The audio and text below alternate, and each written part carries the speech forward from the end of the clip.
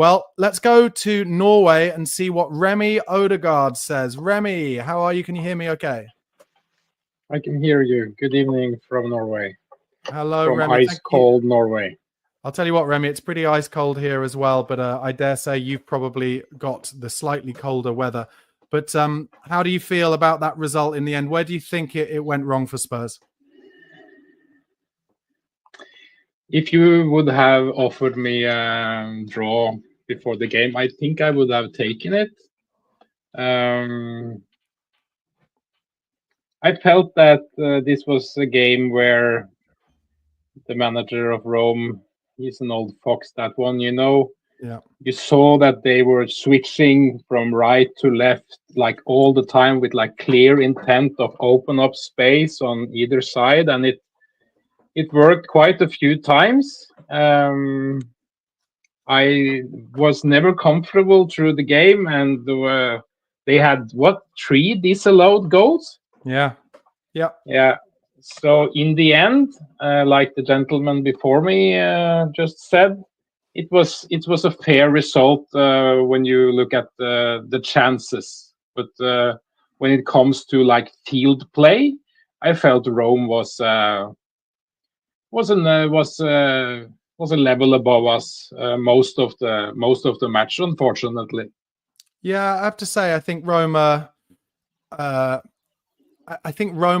popped it about left to right a lot more comfortably. I would say on transition, I think we looked a little bit more dangerous until it got to the final third, when too many times we made the wrong decision. But what was interesting about it is, and I wonder if you think this is something that has kind of been tweaked by Ange, it seems a bit more like we're more comfortable playing deep, a little bit deeper, and breaking on teams now, rather than just trying to have all the possession all the time. Do you think that's a conscious decision by Ange, or just the way that the game was going?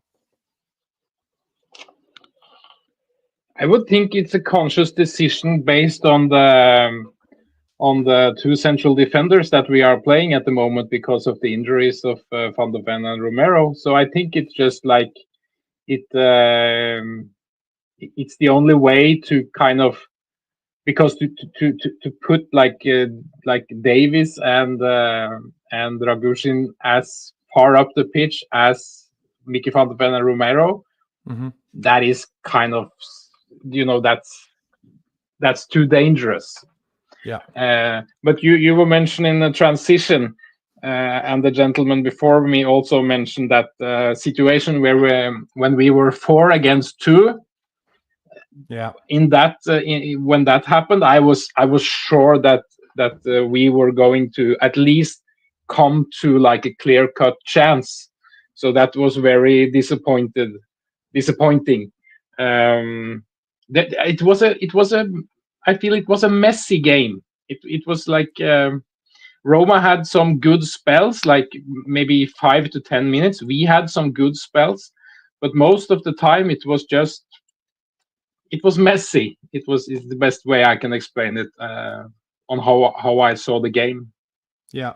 I'm just looking for some positives. I think we, to some degree, most Spurs fans were going into this game and maybe this period of time fearing about Fraser Forster having to replace Guillermo Vicario. I feel a little less worried about that now. What about you?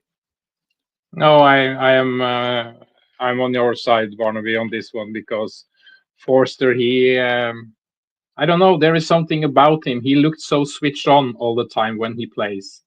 And I'm not like afraid, like we have had some second goalies the last maybe 6-8 years, that I was really nervous when they had to come on, because I knew there was a mistake in them somewhere, Yeah.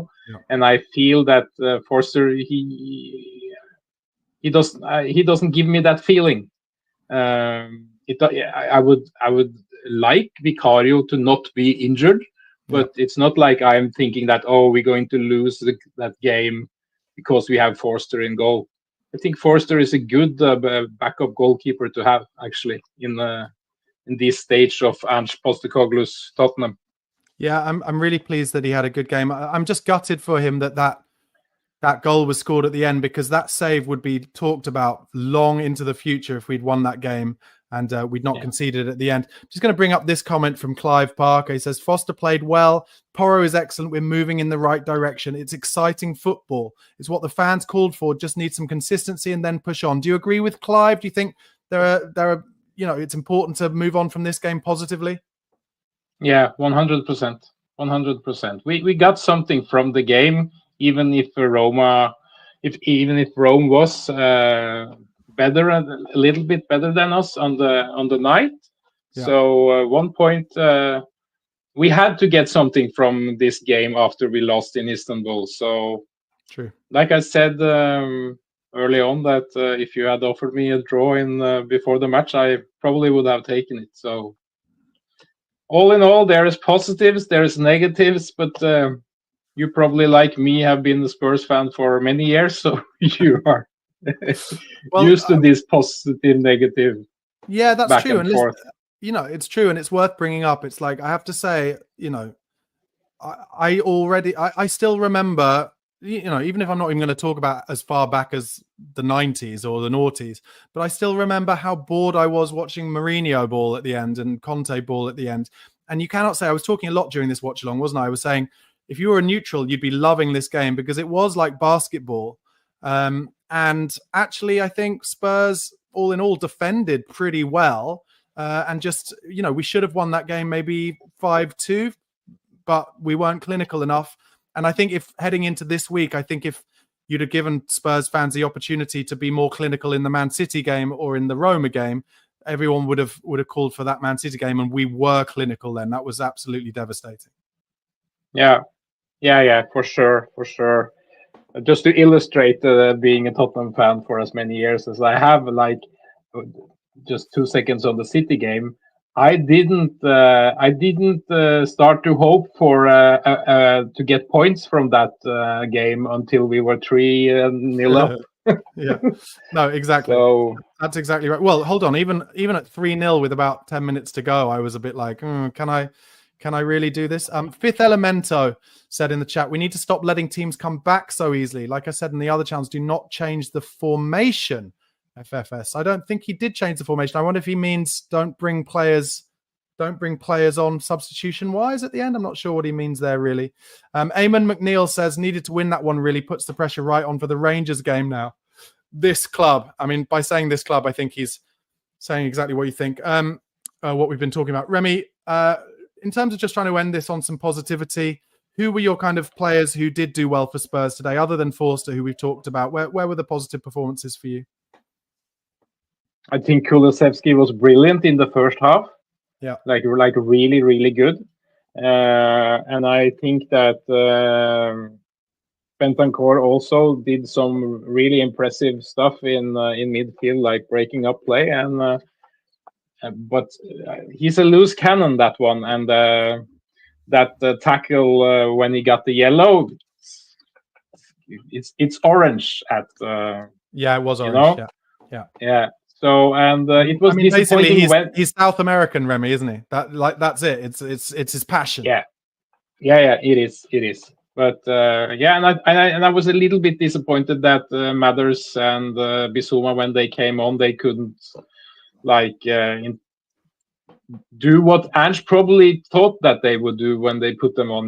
They wanted Bissouma to go in there and grab hold on the ball in deep midfield areas. And it was he won it and they lost it and they won it. It was like I said, it was a messy game, but I still have like 100% confidence in this Ange Postecoglou project. Like you said just now, the football that we played under Mourinho and Conte, it's not us, So even if I feel like I'm getting like a 6 months older during 90 minutes plus when I'm watching Spurs, it's so much better, because it's entertaining, it's exciting, and sometimes frustrating. But being a Spurs fan for 30 years, it's all good. It's all good. I completely agree. Just before I let you go, Remy, because you mentioned, sorry, that's the wrong one. You mentioned about James Maddison. David Byrne said Maddison simply cannot be on the pitch when it's a pressure situation. His princess work rate, lack of dog and desire is a huge liability. Roma exploited the gap he created in midfield when he came on. Is that a little bit too negative for you? I don't know how you feel about that, but I personally didn't watch that and think it was Maddison's fault. What do you think about Maddison at the moment? No, not at all, not at all. But he's like a margin player, you know. And there was some passes that was picked up instead of going through the player that he sent it to. And it's such fine margins. And when it goes against him, it kind of look maybe not as good as you would like. But when they work, it's like, wow, look at that brilliant passing player, you know. So, and Maddison in the last game against City, you know, so maybe, but maybe he's like a little inconsistent. Yeah. Okay, Remy, listen, thank you so much for calling in. Hopefully I'll get to speak to you after a victory against Fulham the weekend. Really appreciate you coming on and try and enjoy the rest of your night if you can. Sure. Thanks for having me. Cheers, Remy. Bye-bye.